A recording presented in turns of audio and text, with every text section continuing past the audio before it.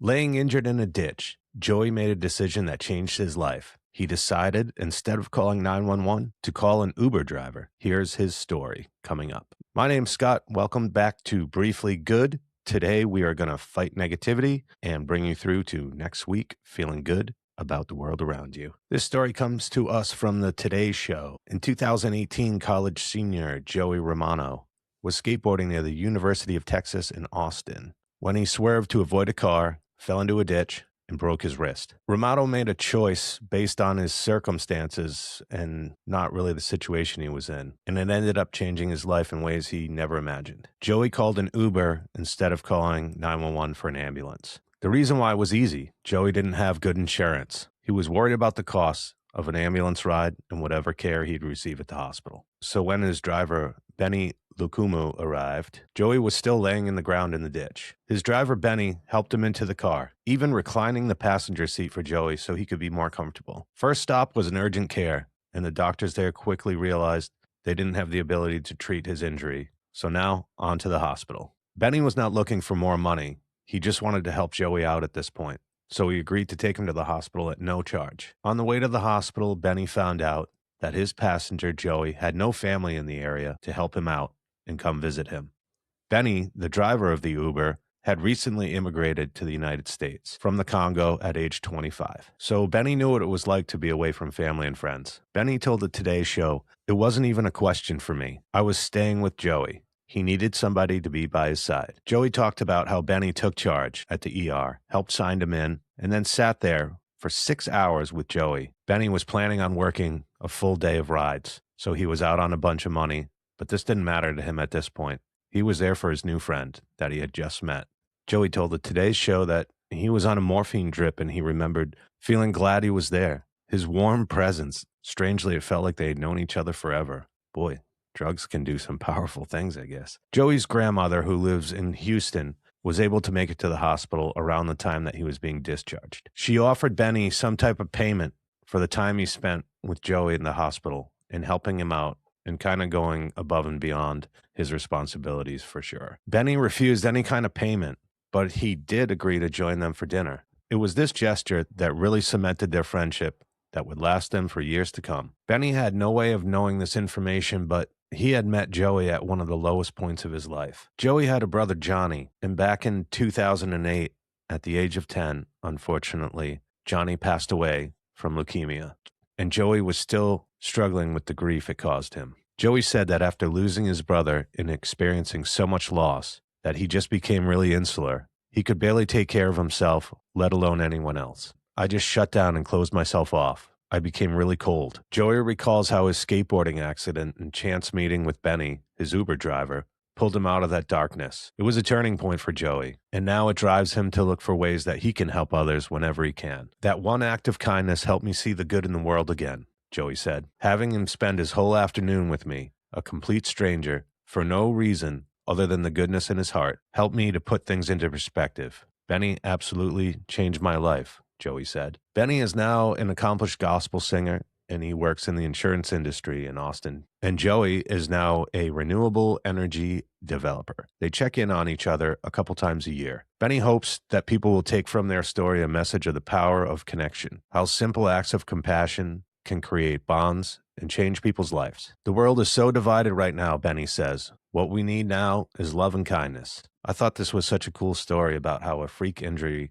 could end so positively and change someone's life. You just never know how things are going to work out, right? That's our main feature story for today. And now I just want to give you a few brief news headlines from around the world that I thought would be interesting and uplifting for you guys. After being driven to almost the point of extinction with over 40 years of poaching, rhinos have successfully returned to the wild in Uganda's Kidipo Valley National Park. In March of 2026, the United States of America generated more electricity from renewable energy sources than it did from natural gas for the entire month.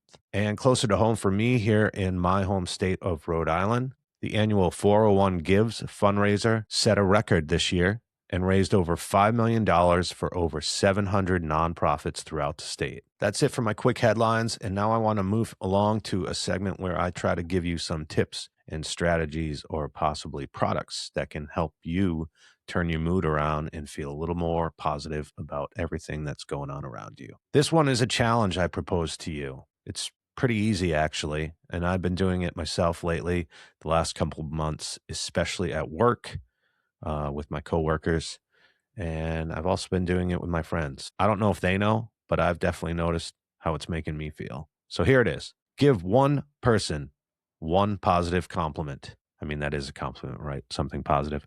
But just one person, one compliment a day, and see how it makes you feel and see the reaction of the people that you give the compliment to. It reduces your stress. It's going to create a positive mindset for you. You're going to focus on appreciation of something rather than judging. I am notorious for judging things right off the bat. People I've met, experiences I've had in my life. I can't help it. It's what we do as humans, right? And the thing is, a lot of times I'm wrong, and I'm willing to admit it. I've even told some people I've met that I've had a bad first impression of, that once I got to know them, changed my mind. You should see the reactions when you tell people that. Giving people a compliment actually releases good chemicals in your brain. Dopamine, you've probably heard of that before. And all of this is free. All you have to do is say something nice to someone. It builds your trust with people that you compliment also. It makes you realize the good in others and in your surroundings and can create a ripple effect. You make someone feel good, they want to continue that and make somebody else feel good. If you're struggling with this a little bit, try to be precise on what the compliment is. Not something vague like, nice shirt. Say, I like that color on you. Compliment people's skills and their character, not so much their appearance all the time. Although that always feels good too, right? Who should I compliment? Anyone, really. A stranger, your friends, your family, your coworkers, like I said. Give it a try, see how it works. Reach out to me. Let me know if it's working for you, what your experience is, what you're noticing you feel, and what others feel. I also want to reach back just for a second on the first 2 episodes and see if you used any of those tips and strategies to help you out. The first one I gave you back in episode 1 was to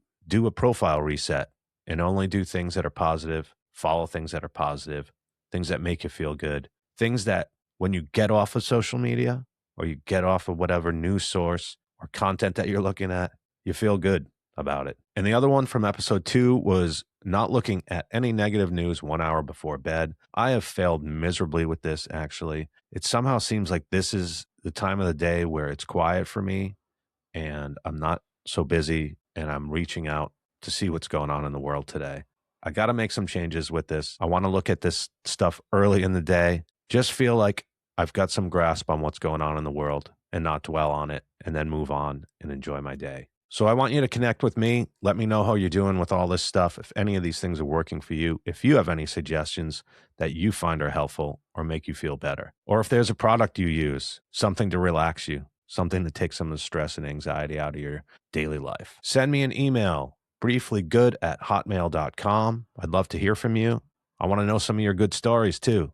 I'd love to share some of your content on my episodes. So feel free to reach out. Whether you're watching on YouTube or listening on a podcast, thank you so much for joining me again. My name is Scott, the host of Briefly Good, hoping to make you feel more positive about the week to come. I like to end this show with the Briefly Good quote of the week, and this one comes to us from the Dalai Lama. Happiness is not something ready-made. It comes from your own actions. Have a great week, everyone. I'll see you next time.